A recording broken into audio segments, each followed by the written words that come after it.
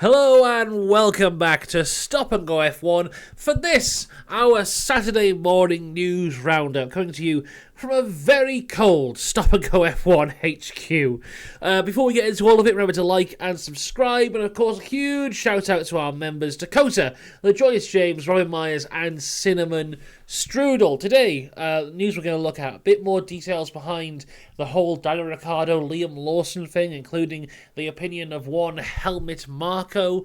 We've got more on the Sauber seat. Every week we must discuss the Sauber seat.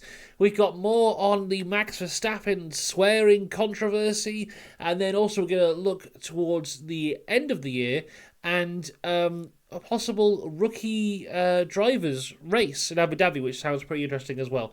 So all that's to come in this here video. Before we get into it though, a video went out on this channel yesterday about the rise and fall of Grand Prix Masters. I have the hat here. GP Masters, everybody. Yeah, seems to be going down pretty well. People seem to like it. So if you want to check that one out, watch this video and then you can learn all about the Grand Prix Masters. There you go. Right, so let's get into it then, because the big news of the week, of course, is that Daniel Ricciardo was dropped from Racing Bulls, or Racing Bills as I like to call them, and has been replaced by Liam Lawson. Now, Helmut Marko has had his say on this, because Helmut Marko must have his say on everything. He has said that Daniel Ricciardo lost the killer instinct after leaving the team, citing his late braking and racecraft as key figures in his decline. Ricciardo, replaced by Liam Lawson, reflected on his wild and wonderful journey, leaving the door open for future roles within Red Bull. So it's an interesting one coming here from Helmut Marko. And in a way, as much as I don't like to say this, I have to agree with Helmut Marko, because the Daniel Ricciardo that we see over the last couple of years is not the same Daniel Ricciardo that we know and love. You know, I saw someone say that Daniel Ricciardo had won 8 races, which puts him in the top 5% of all F1 drivers ever. You know, he was special. He was really, really good. And peak Daniel Ricciardo, when you're talking about a few of those Mercedes years when it was Hamilton and Rosberg, and then it was Ricciardo, because just no one could touch the Mercedes lads, but Ricciardo was easily the best of the rest. That Ricciardo is not the same Ricciardo we had later on in his career, which is a shame to say. And I mean, if you look at his record, he's the guy who beat Vettel. Vettel had just come off winning 4 championships back to back to back to back. Ricciardo comes in his first year in Red Bull and beats him. And, that's one of the dominoes that led to Vettel going to Ferrari. When Max first came into Red Bull, Ricciardo beat him twice in seasons. It all goes back to that point of him leaving Red Bull. It's the biggest mistake he made in his career. And then from there, he seemed to lose confidence. And like Helmut Marko says here, that killer instinct that he had went with that confidence going. When he came back from McLaren, Christian Horner spoke about how the confidence just wasn't there and how he was underweight because he'd just been stressing out so much that he hadn't been eating or whatever it was, and he had picked up some bad habits. And I think it's all from leaving Red Bull, going to a team like Renault at the time, who weren't up the front of the field. And I mean, he did okay in Renault. The big mistake was the move to McLaren. I mean, Renault put everything around Ricciardo. It was Ricciardo's team. And then he just left. Which, it was just, I think the first big mistake was leaving Red Bull. But after leaving Red Bull, it was just mistake after mistake after mistake. And, when that kind of thing happens and you have people questioning you so much, of course you're going to lose that confidence, which leads to, you're not going to hit the brakes as late. That's always going to go. And it's a real shame, that the story of Ricciardo, because I think, especially with some newer fans who have turned up in the Drive to Survive era, they look at Ricciardo and they go, he's a fun guy. He's got a lovely smile. He's funny. But, he's not the top. But, those of us who were there to see that peak or have gone back and watched that peak, you're like, oh no, Ricciardo was the guy. There was a point where if Ricciardo had won a race, it meant it was a really good race because he just didn't win boring races. He was just special. And that Ricciardo hasn't been with us for quite some time. And it's a shame to say. Just going on to it personally, I still don't think this is the end. I think Red Bull have got something up their sleeve. You know, Ricciardo's left F1 before, we have to remember that, and he came back about 6 months later, so let's wait and see. As for an interesting detail on this whole thing, Liam Lawson knew about all of this, apparently, 2 weeks ago, whereas Daniel Ricciardo was only told after the Singapore Grand Prix. And my point with this is just like, I still don't understand why. Why was it kept a secret that seemingly everybody knew? Because going throughout the entire weekend, everyone knew. So if you could tell Liam Lawson 2 weeks ago, why can't you tell Daniel Ricciardo 2 weeks ago? And I can maybe understand the point of view of, if Ricciardo knew it was his last weekend, maybe his performance would dip. But you know what else would make your performance dip? Every single person you speak to for an entire weekend asking you if your career's about to end. That would also make your performance dip. See, this has been handled dreadfully. And why can't you come out and say, this is the last one for Daniel Ricciardo in this team, and then have a properly good send-out instead of what's happened here? Because it's not great. And the thing is, it's affected Lawson as well. Lawson's getting quite a bit of hate online at the minute.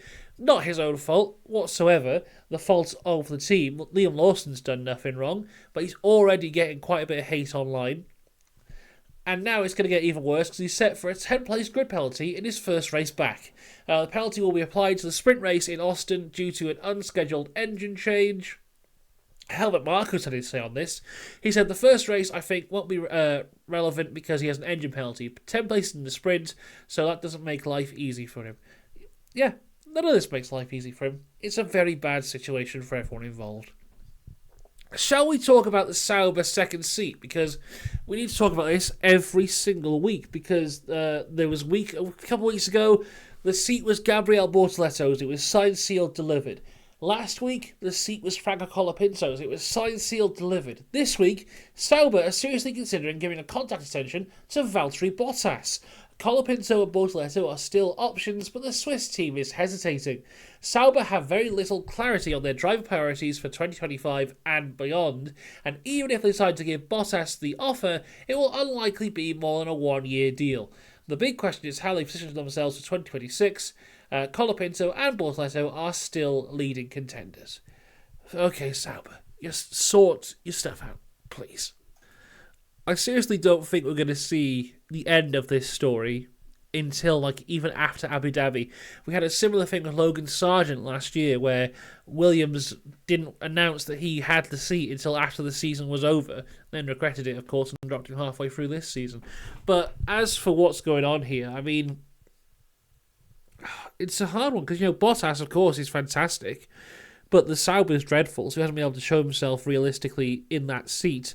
But also, Franco Colapinto, Gabriel Bortoletto are two other fantastic drivers. I mean, for me, if I was in charge of Sauber right now, I would go for Bortoletto because I think he is something truly, truly special.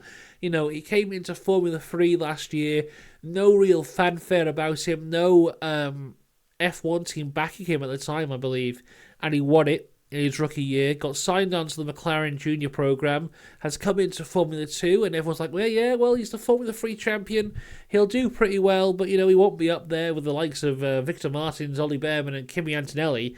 And guess what? Now he's leading the championship, and it's looking very likely that he's going to win it in his rookie year. That is a accolade which is only parallel to Oscar Piastri. Oscar Piastri is the only person ever in the current set of Formula 2 and Formula 3, he's the only person to win both of them, and he won them both in his rookie season. Bortoletto is on course to do the exact same thing. So Bortoletto is one of those guys where you have to keep an eye on him. What he has done cannot be ignored. And as much as Franco Colapinto is doing a very good job in Formula 1 right now, and he's being as near and equal to Alex Albon as we have seen in quite some time since, Albon has returned back into the Williams. Colapinto and Bortoletto went head-to-head this year in F2. Bortoleto was miles better. So in a conversation between those two, it's very obvious to me Bortoleto is the better of the two. So it's between Bortoleto and Bottas. Now, Bottas, of course, fantastic driver. On his day, he could beat Lewis Hamilton in qualifying on the race in equal machinery back when they were in Mercedes together. One of the best number 2 drivers there ever has been. But is there a time when you got to say, okay, now it's time to look to the next generation of driver? And I think Bortoleto is something incredibly special in terms of what a driver can be. And also, from a monetary point of view, he's from Brazil. The Brazilian people already love him. I've seen it in my videos. Whenever I talk about Bortoleto, I get people from Brazil in the comments saying how much they love him. And they're right to love him because he's absolutely fantastic. But you're talking about a motorsport fan base that has had the likes of, an Ayrton Senna, but also has been so passionately supporting in the likes of Rubens Barrichello, Felipe Massa. The Brazilian fans love Formula One, and they need some Formula One representation, and this is the guy. And if you want to make some money, sell some Bortoleto merchandise, and I'm sure there'll be some Brazilian companies as well wanting to, get on board with Bortoleto in terms of sponsorships to get some money behind him. I think Bortoleto is the future, everyone. I'm saying it right now. Sauber must sign Bortoleto next year. I think he'll be absolutely fantastic.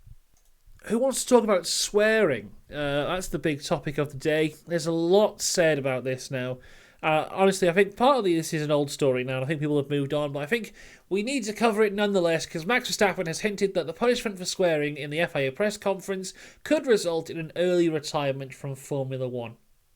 Verstappen was asked whether FIA punishing for swearing could trigger this, and he said, "Oh, for sure. I mean, these kind of things decide my future as well. You can't be yourself, or you have to deal with these kind of silly things. I think now I'm at the stage of my career that you don't want to be dealing with this all the time. It's really tiring.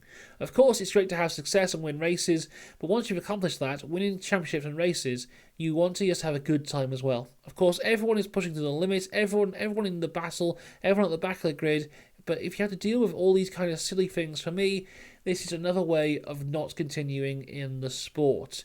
The thing is with Max is it seems like at any opportunity he gets, he will say that he's going to retire. And, it's hard to believe when sports people say that, because I'm pretty sure Lewis said the exact same thing when he was about the age of Max, saying like, "Oh yeah, I'm going to retire early from the sport," and it's just a thing you've got to just wait and see. Max does say an awful lot that he doesn't want to be here for a long time, so who knows what's going on there. But, as much as I am a huge Max fan, I don't think the FIA should be like, "Oh, we won't do that to Max because what if he leaves?" I think they've got to treat everyone the same, which is important. But also this whole swearing thing is ridiculous. Christian Horner's had his say on it, saying Max has made his feelings clear on it. All these drivers are role models, but the language is used in everyday life. It perhaps could have been dealt with slightly differently, which would have avoided any awkwardness. I support the drivers... I suppose the difference was between a press conference and in the car, but for a driver whose native language is not English, we've seen royal family members telling photographers to take an effing photo, so reactions need to be relative. That's the thing. Not to get political, but royalists get held to a very low standard, I think. And, when we see sports people do things, it's disgraceful. But when we see the royal family do things, it's fine. When a footballer cheats on his wife, he's a disgrace to the country. When a royal family member cheats on his wife, they make him the King of England. It's an interesting thing to look at, Yeah. When a TV presenter has a relationship with an underage person, they're fired. I'll leave it there. F1 drivers are set to hold discussions about how to best respond to the FIA's hard line. So Max Verstappen swearing at a press conference, asked if they support him. Verstappen said, "Yeah, for sure, of course. I wrote in the GPDA chat that the ruling, and everyone was laughing. Like, what the hell is this? Basically, it is very, very silly. The GDPA chairman, Alex Wirtz, said, while not everyone's style may be used to use expletives, the issue of penalties for swearing was excessive.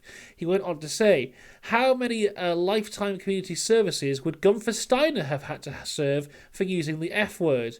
He was glorified for using the F word. Netflix broadcast this worldwide, no problem, but then they suddenly changed like this.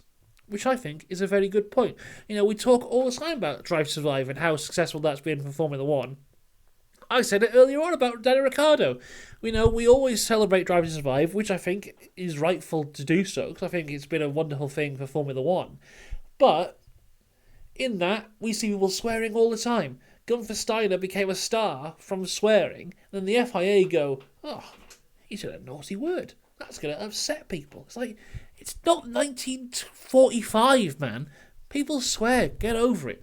But I know what you're thinking. What's happened to Logan Sargent? And I can answer that question. He's having an IndyCar trial in November with Meyer Shank Racing. So best of luck to him on that one. I think he'd be a wonderful fit for IndyCar.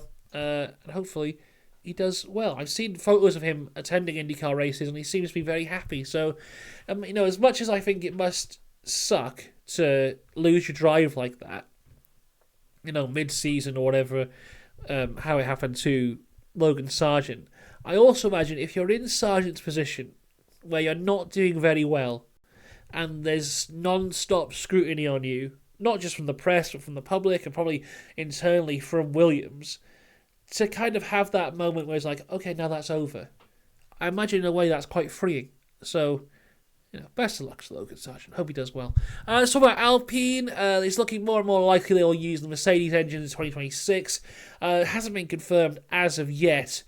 They've said that they are going to step away from the Alpine engines. There's been protests about this from some of the workers inside Alpine who have been working on the engine. They're not too happy about this, but it is looking more and more likely that they will confirm relatively soon that they will use Mercedes. The French squad believes Mercedes power units can offer them performance and reliability. A final decision has not been made, but the chances of Alpine staying with Renault are incredibly low. Now, Mercedes have had the most consistent engines over the last decade. I mean, I think you can count on one hand the amount of times Lewis Hamilton has had a engine-related DNF over the last 10 years, which is, ridiculous. Right now, we're seeing McLaren at the front of the grid with a Mercedes engine. Last year, we saw Aston challenging towards the front of the grid with a Mercedes engine.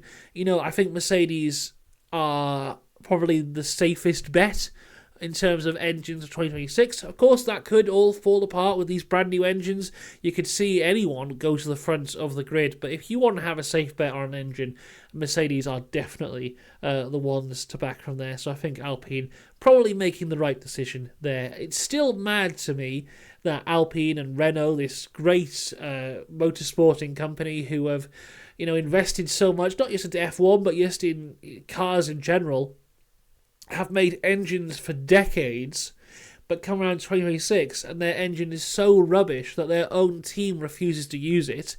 And then when the cost cap stuff came out, it was revealed that their engine team broke some of the rules. So they cheated and are still crap. It's madness.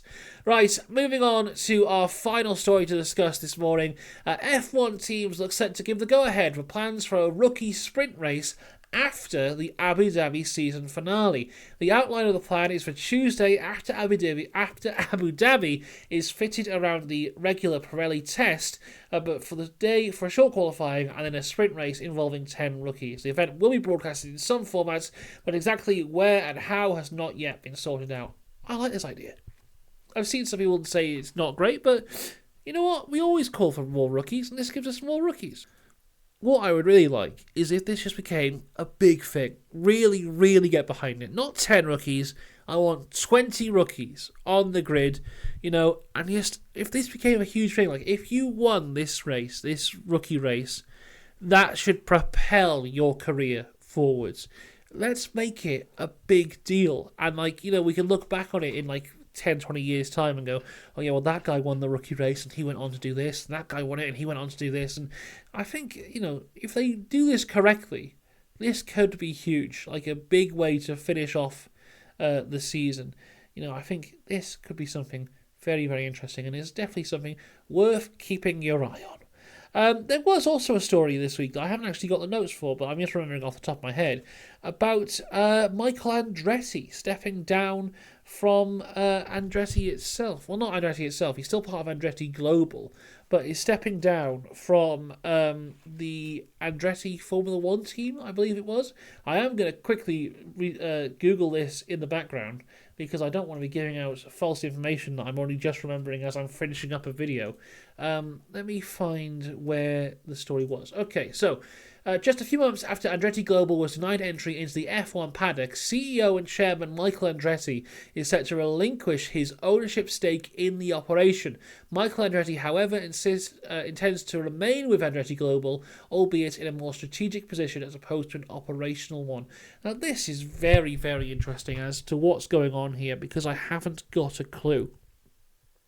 The whole Andretti F1 situation is so up in the air. They've been told no multiple times at this point, but continue to just keep on going ahead with the whole thing as if they've been told yes. And now for Michael Andretti, who's been the face of the entire thing, to step down, maybe this is a thing where it's like, if you want to get in, he's got to go, or something like that. Because I know that there was friction between... was it Liberty? No, it was the FIA or Liberty Media that they got told no by, but I think it might have been the FIA. No, the FIA gave them the license, didn't they? I think it might have been Liberty. Anyway, whoever it was, there was frictions between the two because they didn't like the way that Michael Andretti initially engaged in this whole thing. So maybe there is a bit of thing there of, right, if you go, we'll think about this more seriously. And maybe that's what it is. I think this whole Andretti thing is a story which continues to go on and on and on, and I have no idea how it's going to go. So it's one to keep an eye on. There you go. That is the news this week. Like I said, the GP racing video is out. I'll wear the hat again. The GP Masters. That video is out right now. People seem to really enjoy it. It's a bit of a different style from me. I used a green screen, and it's a bit more comedic. I put a few jokes in there, and yeah, it's a style that I am interested in doing again in the future, so it'll be interesting to have your feedback on that if you check it out. Next week, there is a video all about Nigel Mansell and an auction he once held. That's coming out on a Friday. And then there will be news again this time next week, next Saturday morning, if there is any actual news to report. So, I will see you all then. Have a wonderful week. Until next time, have a good one. Goodbye.